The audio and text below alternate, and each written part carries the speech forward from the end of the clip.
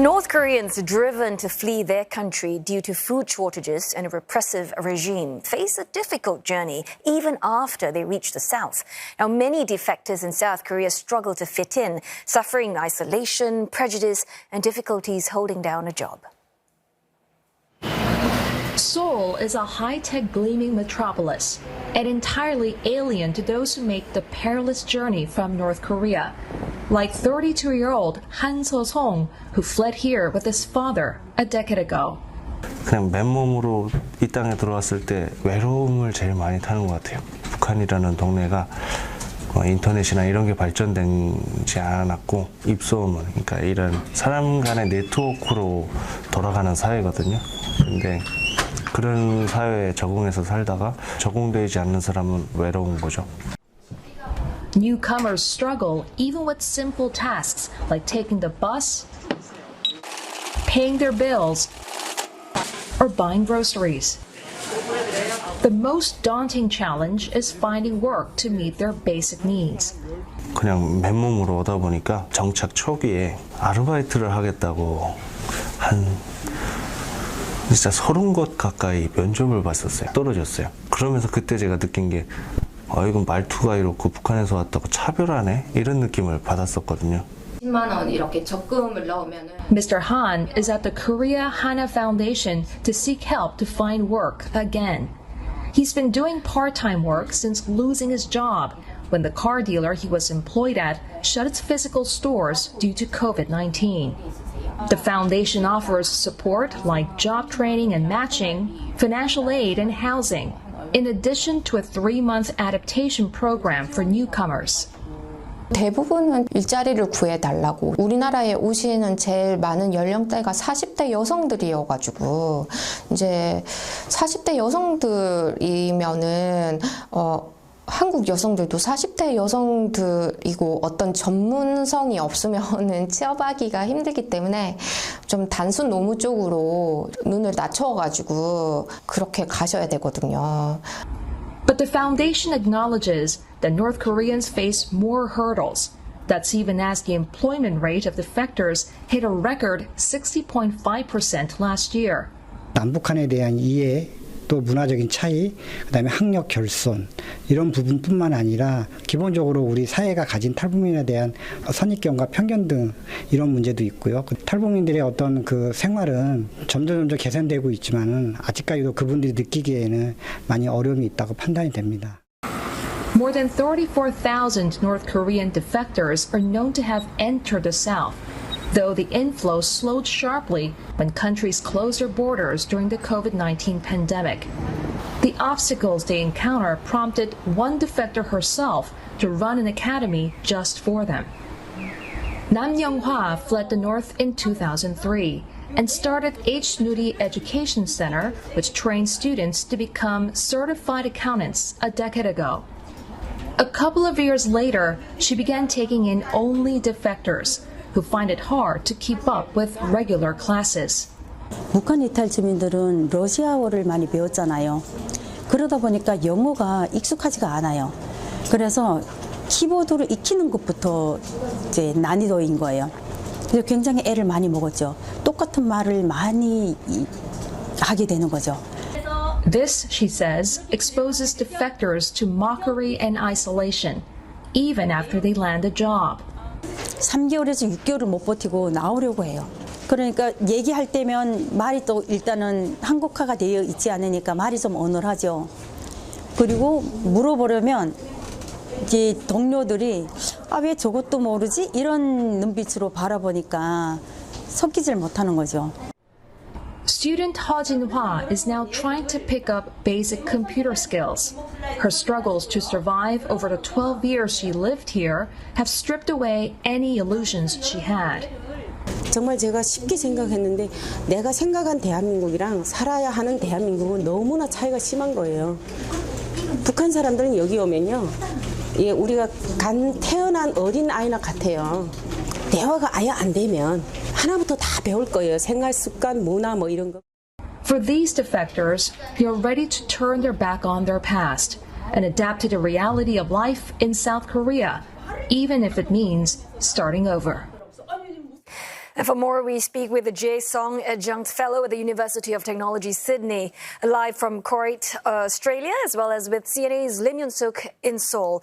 Firstly, to you, Professor Song. I mean, the journey out of North Korea we know is incredibly dangerous, and more so for women. I mean, the chance of being trafficked, as a sex slave or for organs are high. But what else? What other risks are they taking? Oh, thanks for having me, first of all. These North Korean defectors, especially women, they take great risk crossing the border to China first. But as you said, they are exposed to the danger of being trafficked into the hands of brokers and other criminals because they are the illegal, so-called irregular migrants living in China, hiding away from the Chinese security. First of all, they have to cross the border from North Korea to China, and they have to pass the border security guards. But then while living in China, they have to hide away from the Chinese security. And this very vulnerable and precarious immigrant status in China will lead them to, and exposed to other criminal activities in China as well. And especially in recent years, the Chinese authority increased the level of surveillance, especially targeting these North Korean defectors and migrants. So it's extremely dangerous to move within the Chinese borders and crossing the border from China to other parts of the world, including Southeast Asia. Yeah, and we've also read that North Korea, for instance, they're buying these Chinese surveillance cameras, they're placing it at the border, in northeast China, and there are bounty hunters, in fact, also looking for the defectors. So Yoon-suk, all this perilous journey, a lot of defectors know, what sort of danger they're putting themselves into. But despite that, the number of defectors, I believe, have tripled in 2023 to 196 people. So we've heard there from the story that starvation, for instance, is one big reason. What else, Yoon-suk? Well, yeah, starvation is the main reason. A lot of the defectors who have come to South Korea have cited starvation as really the main reason that they defect. And, when we talk about 196, it is an increase compared to the year before that. But, in the year, say, 2019 or so, we had more than 1,000 North Korean defectors coming over to South Korea. And so, because of the strict limits on the border crossings and even the internal travel during the pandemic, the numbers have dropped. But having said that, yes, lack of food. We have many of the defectors here saying that there's just not enough food for the family. And some have even said that they've seen one of their parents die of starvation. And so, to survive, they left knowing the dangers that were out there because it was down to a choice of whether they were going to starve and die in North Korea or perhaps at least have a chance by crossing the border because there is this chance that they can be successful. But they all know that there is a big risk. But many of the defectors here have said that it was a risk worth taking. Also, another reason they've cited is that they've been disillusioned about the country and their leader, Kim Jong-un. In fact, we did a interview recently with the Unification Minister, Kim Yong-ho, who said that South Korean dramas were being seen by North Koreans secretly, and they knew what life was like in South Korea. They knew that the stories that they were being told by the North Korean government and the information that they got about South Korea were not true. For example, they've been told about how South Korea was less developed than the North, and they through those dramas, they realized that this was not true. And so many wanted to leave for a brighter future. Now, but, having said that, Professor Song, I'd like to ask, apparently we've been hearing that there are thousands, if not more, defectors who are hiding in China now and who are just really waiting to make their way to South Korea. There are concerns here in South Korea that we're going to see this huge influx of those defectors making their way to South Korea in the coming months and years. Do you think that there is a possibility despite the tight security? And what do you think the situation is like in China now with the North Korean defectors? That's a great question, Yoon-suk. We saw the figures 196 in 2023. It was a tripled from the figures in 2020 and 2021. But remember, there was during the COVID period, the pandemic period, the borders in China and North Korea both strictly and tightly closed. But remember, back in the 1990s, it started from the mid-1990s and continued throughout the 2000 and 2010. The number of North Korean defector arrivals in South Korea was normally up to even 2,000 to 3,000 arrivals per year. So the number 196 is it sounds big compared to 60, 63 and 67 in the previous years, but it's a very small compared to those arrivals back in the 2000. The increased numbers in recent years indicate that China slightly lessened their security and the surveillance over North Korean defectors and other irregular migrants inside the country. A number is likely to increase because it's a post-pandemic era, and there will be some backlogs who, those North Korean migrants are staying and lagging behind in China, not just in China, but also in Southeast Asia.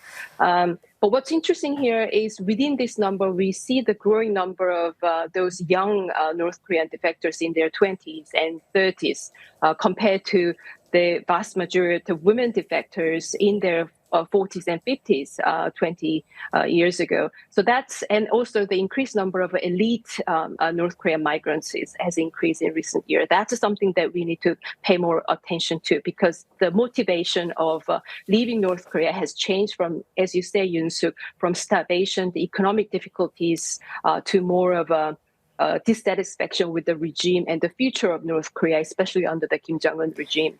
And Professor, it's interesting that you've mentioned as well that there's increasingly more defectors coming from the elite class. But on the other hand, there are also reports about defectors who want to return to North Korea as well. I mean, which it seems quite confusing that, after going through all that, making that dangerous journey. Is it a rejection? I mean, like we saw in the earlier report that they feel rejected, living in South Korea, for instance, and that is pushing them that way. I mean, what are some of the more compelling reasons? Yeah, it's a bit rather embarrassing or very sad stories. The North Koreans, when they arrive in South Korea, they are treated like second-class citizens. I mean, they expect that because we are one nation, they will get a very favorable condition by the fellow South Korean, but that's not the case. South Korea, as you know, is a highly, highly competitive society. It has the lowest birth rate among the OECD countries and the highest suicide rate in the advanced economies. So it's very difficult even for South Koreans to have a successful married and professional life, and not to mention those recent North Korean arrivals who are looking for jobs, as you covered in the report previously. So those North Koreans are disillusioned, and they're disappointed, and they have a real life struggles finding jobs and basically to get by in a daily subsistence. It's very challenging for them, and we hear reports about North Korean families die in their very poor and cold home, right, without any social network or a rich family background. It's very difficult to survive in South Korea. So having experienced Professor, this very sorry I have to cut you off there. not very friendly South Korean. We are running out of time, but I do want to ask you one very important question before we let you go. The difficulty, for instance, faced by the defectors on the ground should in some ways perhaps inform us how challenging the idea of a reunited Korean peninsula can be. So how should it even look? I mean, should there be a reunification? I think that's not an agenda anymore. Maybe the reunification is an agenda for older generation, but the younger people, both in North and South Korea, they don't think of themselves as belong to the same nation, and the unification is not a favorable future for them, because it's very challenging to have a unified identity for all Koreans, unfortunately. Thank you very much, Jae Song and CNA's Lim Yoon-suk.